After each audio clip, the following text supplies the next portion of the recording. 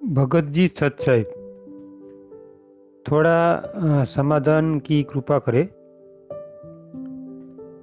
बात यह है कि नानक देव जी जब परमात्मा ने सतलोक दिखाया तब विश्वास आया। इसके पहले नानक देव जी विश्वास परमात्मा के ऊपर क्यों नहीं कर रहे थे? और जब परमात्मा नहीं मिला, इसके पहले ब्रह्मा विष्णु की महेश की भक्ति करता था। इसके बाद जब परमात्मा ने सतलोक दिखाया तब विश्वास किया। इसके पहले उनको विश्वास क्यों नहीं था? तो वो तो महाधर्मी पुरुष था और अपन तो एक सामान्य जीव है। तो अपन कैसे भरोसा करें कि सतलोक देखने के बाद अपने को पता चले कि कबीर साहब की भक्ति करनी चाहिए। सत साहिब, जय बंदी छोड़। बंदी छोड़ सतगुरु रामपाल जी महाराज जी की जय हो। सतसाई भगत जी, देखिए आपका जो सवाल है वैसे उस सवाल का कोई मतलब निकलता नहीं है। अब आपको शंका हुई है तो जाहिर सी बात है, जब तक आपकी शंका का समाधान नहीं होगा तब तक आपके मन में वो सवाल हमेशा कांटे की तरह चुभता रहेगा। तो दास को जो सेवा दी है परमेश्वर ने, तो दास की भी ड्यूटी बनती है कि भगत समाज की ऐसी शंकाओं का भी समाधान किया जाए ज्ञान आधार से, जिनका वैसे भक्ति मार्ग में कोई औचित्य नहीं है। आप जी का सवाल है कि जिस प्रकार नानक जी तो बहुत अच्छी आत्मा थी, धार्मिक व्यक्ति थे, और उन्होंने भी जब परमेश्वर उनको बेई नदी पे जिंदा महात्मा के रूप में मिले, उनको सतलोक के विषय में बताया, तो उन्होंने भी तब तक यकीन नहीं किया सतलोक पे जब तक उन्होंने अपनी आंखों से सतलोक को नहीं देख लिया। आप जी का कहना ये है। भगत जी, ये सत्य नहीं है, क्योंकि ये परमेश्वर के सोचल छिद्र में आता है। ये हकीकत नहीं है कि नानक जी ने सतलोक देखने के बाद ही उनकी बातों पे यकीन किया। ऐसा नहीं है भगत जी। सत्संगों के सार को समझना पड़ेगा हमें। परमात्मा स्वयं गरीबदास जी महाराज जी को भी सतलोक लेके गए, जबकि गरीबदास जी महाराज जी के रूप में स्वयं कबीर परमेश्वर थे, डबल रोल में थे। डबल रोल में कैसे थे? जिस प्रकार काशी के भंडारे में स्वयं परमात्मा केशव बंजारे का रूप बना के आए। अब बताइए, एक रूप में तो परमात्मा सवाल पूछ रहा है और दूसरे रूप में कबीर रूप में परमात्मा खड़ा होकर 8 पहर तक 24 घंटे तक उन सवालों का जवाब दे रहा है। तो क्या हम ये कह दें कि कबीर परमात्मा को जब पता ही नहीं कि सतलोक में क्या है, वो यहाँ क्यों आए हैं? तो भगत जी, सवाल व्यर्थ का होगा, क्योंकि केशव बंजारे के रूप में खुद कबीर परमेश्वर थे। उसके बाद भी वो सोचल छिद्र करते हुए, अपने आप को छुपाते हुए, इसी पृथ्वी का एक प्राणी बताते हुए और परमात्मा से सतलोक के विषय में सवाल कर रहा है, जिसने स्वयं सतलोक की रचना की। तो भगत जी, हमने परमेश्वर के सत्संगों के सार को, इन संकेतों को समझना पड़ेगा कि ऐसे खेल, ऐसी लीलाएं परमात्मा क्यों करते हैं।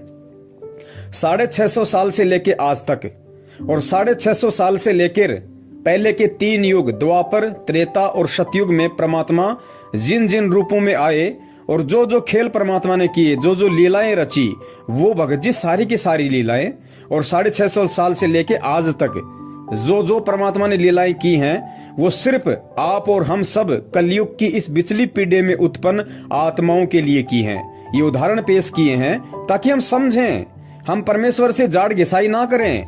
जब गुरुदेव साक्षात वो परमात्मा संत रामपाल जी महाराज जी के स्वरूप में सन 1951 में पृथ्वी पे प्रकट होगा, फिर आगे चल के इस पंथ में प्रवेश करेगा, अपना ज्ञान प्रचार करेगा, हमें समझाएगा, तो उस समय संत रामपाल जी महाराज जी को इन सारी बातों को लेके दोबारा से रिवीजन ना करना पड़े, उनको बात बात पे हमारे साथ में वाद विवाद ना करना पड़े, तर्क वितर्क ना करना पड़े, इसके लिए परमात्मा ने आज से पहले इतने पापड़ बेले थे। तो आपका जो सवाल है, उस सवाल का जवाब ये है कि नानक जी जो थे, उन्होंने परमात्मा से वाद विवाद वास्तव में इसलिए नहीं किया क्योंकि उन्होंने सतलोक को अपनी आंखों से नहीं देखा था। बात ऐसी नहीं है भगत जी।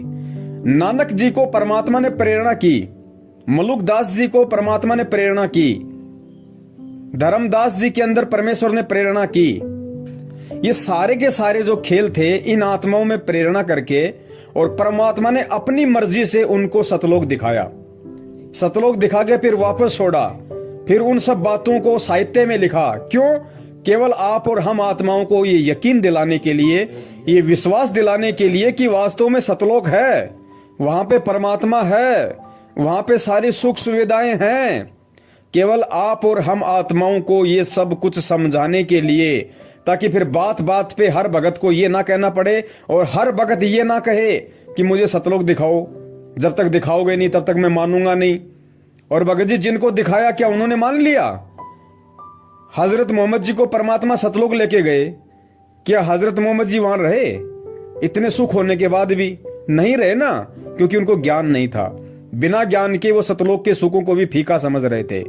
तो भगत जी ये जितने भी लीलाएं परमेश्वर ने की हैं, ये लीलाएं परमात्मा ने जानबूझ के की हैं, उन आत्माओं के अंदर ऐसी प्रेरणा करके की है ताकि ये उदाहरण बने, एग्जाम्पल बने। मुझे कलयुग में हर प्राणी को सतलोक दिखाना ना पड़े, हर प्राणी मेरे से ये सवाल ना करे।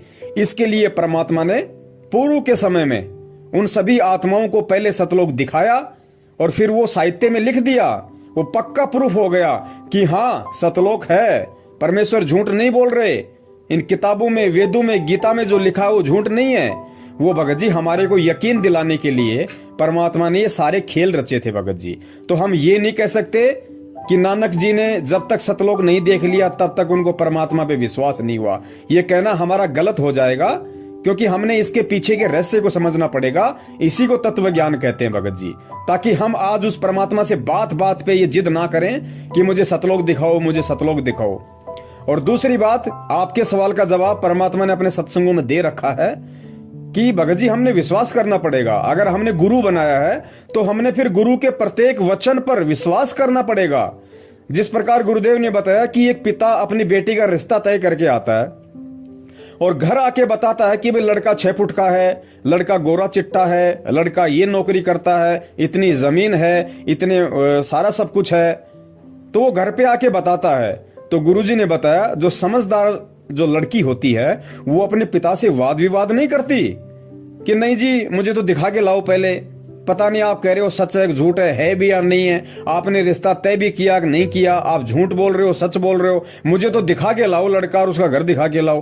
तो ऐसी बातें वो लड़की करेगी जिसके पास में अच्छे संस्कार नहीं है और जो लड़की कुचरित्र की है या जो मंद बुद्धि है, जो अज्ञानी है। वरना जो समझदार बच्ची होगी उसको अपने बाप के ऊपर यकीन होगा कि बाप कभी अपनी बेटी का बुरा नहीं चाहेगा, उसके भविष्य को अंधकार में नहीं धकेलेगा किसी ऐसे घर में उसका रिश्ता तय करके। तो बाप जो बोल रहा है वो बिल्कुल सत्य है, ये उस लड़की को यकीन करना पड़ेगा अगर वो समझदार है तो भगत जी हमने भी उस लड़की की तरह एक समझदार शिष्य बनना है, एक समझदार भगत बनना है और हमने अपने गुरुदेव पे, अपने बाप पे ये विश्वास करना पड़ेगा कि हमारे बाप ने जो कह दिया वो बिल्कुल सत्य है। और बाप ने खाली कह नहीं दिया, बाप ने इतिहास में लिखा हुआ भी दिखा दिया, वेदों में, गीता जी में लिखा हुआ भी दिखा दिया और बाप ने प्रैक्टिकल में भी दिखा दिया उन आत्माओं को निमित्त बना के पहले के समय में। और वो आत्माएं चीख चीख के अपने ग्रंथ बना के चली गई कि हाँ सतलोक है।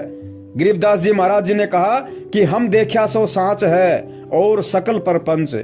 नानक जी ने गुरु ग्रंथ साहब लिख दिया सतलोक में कैसे नर नारी हैं, कैसा वहां का व्यवहार है, कैसा वहां का वातावरण है, क्या सुख है, सारी बातें तो लिखी हुई है। अब आज हम कहें कि साहब जब तक हम नहीं देख लेंगे हमें विश्वास कैसे हो, तो भाई ये तो फिर आपकी अपनी मर्जी है, इसमें किसी के साथ कोई जबरदस्ती नहीं है। जिसको ये भक्ति ज्ञान समझ में आएगा वही टिक पाएगा, अन्यथा सतलोक देखने के चक्कर में भाई लगे रहो। सत साहेब जय हो बंदी छोड़ की।